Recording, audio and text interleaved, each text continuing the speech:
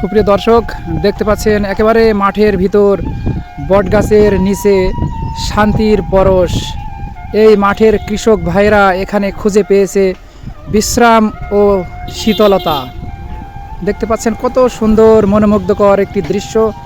কৃষক ভাইদের বিশ্রাম নেওয়ার দৃশ্য দেখতে পাচ্ছেন। পুরো মাঠের ভিতর একটি দোকান বটগাছের নিচে, আর এই মাছা। চাচা ভালো আছেন? কোথায় বাড়ি আপনার? আমার গ্রামের নাম হচ্ছে রশিদপুর। রশিদপুর।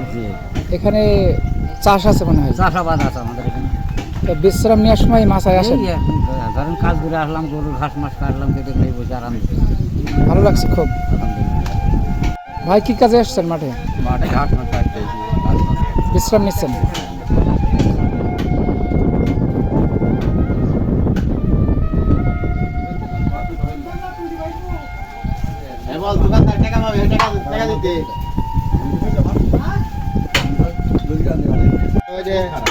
ভাই বাড়ি কোথায়?